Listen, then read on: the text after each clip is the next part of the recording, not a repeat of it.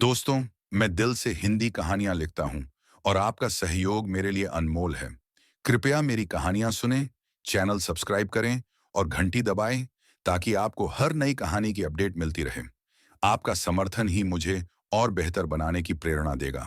सिरकट्टा खबीस, बिना सिर का राक्षस भूमिका, नरकपुर का खौफ गांव नरकपुर, जहां सूरज ढलते ही मौत का सन्नाटा पसर जाता था।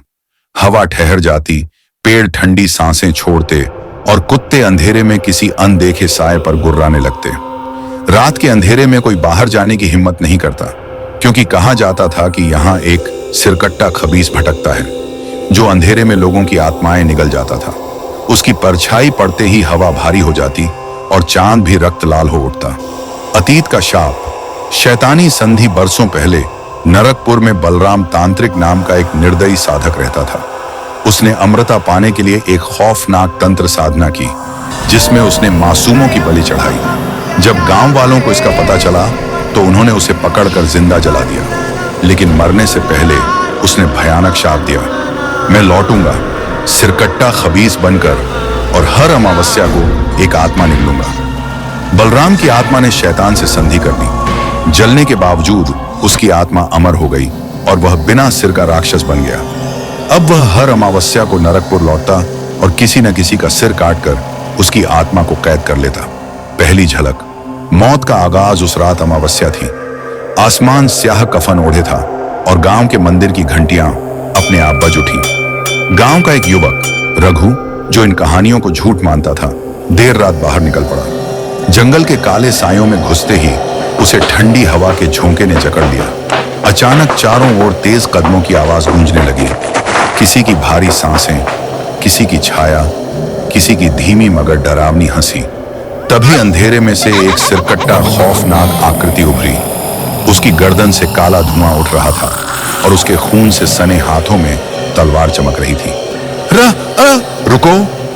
रघु के मुंह से बस इतना ही निकला, लेकिन अगले ही पल हवा में एक तीखी तलवार चमकी और उसकी गर्दन कटकर दूर जा गिरी। गांव वालों ने रघु की चीखें सुनी, लेकिन जब वहां पहुंचे तो वहां सिर्फ उसका धड़ पड़ा था। सिर गायब था और दूर से आती एक भयानक हंसी हवा में घुल गई। रहस्य गहराता है, सिरकट्टा खबीस की वापसी। रघु की मौत के बाद गांव में अजीब घटनाएं होने लगी। रात में किसी के भारी कदमों की गूंज सुनाई देती। घरों की दीवारों पर खून से सने हाथों के निशान उभर आते। बच्चों के खिलौने अपने आप चलने लगते और उनकी हंसी अचानक भयानक चीखों में बदल जाती। कुछ लोगों ने बिना सिर की परछाई को गांव की गलियों में घूमते देखा। मंदिर के घंटे रात में खुद ही बज उठते और हवा में किसी के सिसकने और कराहने की आवाजें गूंजती। एक बूढ़ी औरत ने बताया कि उसने हवा में तैरता हुआ एक कटा हुआ सिर देखा, जिसकी आंखें अब भी जल रही थीं। गांव वालों को समझ आ गया, सिरकट्टा खबीस लौट आया है। एक पिशाचिनी की चेतावनी। गांव के पुजारी को एक रहस्यमयी औरत मिली, जिसने बताया कि वह एक पिशाचिनी है और जानती है कि सिरकट्टा खबीस को कैसे हराया जा सकता है। उसने बताया कि इस राक्षस को खत्म करने के लिए बलराम तांत्रिक की अधूरी तंत्र साधना को नष्ट करना होगा। लेकिन यह आसान नहीं था, क्योंकि जो कोई भी इस प्रक्रिया को पूरा करने की कोशिश करता, उसकी आत्मा खबीस के कब्जे में आ जाती। गांव के वीरेंद्र ने इस श्राप को खत्म करने की ठानी।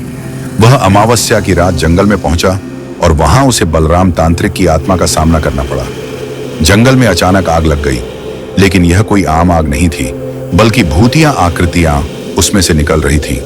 कटे हुए सिरों की चीखें हवा में गूंज उठीं और हर पेड़ से भूतियां आंखें उसे घूरने लगीं। वीरेंद्र ने मंत्र पढ़ते हुए खबीस पर हमला किया, लेकिन तभी एक कटा हुआ सिर हवा में तैरते हुए बोला, तू मेरी आत्मा को मुक्त करेगा? पहले अपनी आत्मा की बलि चढ़ा। वीरेंद्र ने अपनी अंतिम सांस लेकर तंत्र साधना को नष्ट कर दिया। खबीस ने एक जोरदार चीख मारी और उसकी कटी हुई गर्दन से आग की लपटें उठने लगीं। लेकिन तभी भयावह अंत। शाप कभी नहीं मरता। गांव वालों ने जब जंगल में जाकर देखा तो वहां वीरेंद्र का कटा हुआ सिर पड़ा था, लेकिन उसका शरीर गायब था। अचानक गांव की मंदिर की घंटियां खुद ब खुद बजने लगी और गांव के हर घर के दरवाजे अपने आप खुल गए। उस रात किसी ने कोई सपना नहीं देखा, लेकिन हर किसी के कानों में एक ही आवाज गूंज रही थी, मैं वापस आऊंगा। अगली अमावस्या की रात गांव में फिर से वही डरावनी चीखें गूंजी और इस बार कोई नया शिकार सिरकट्टा खबीज के चंगुल में था।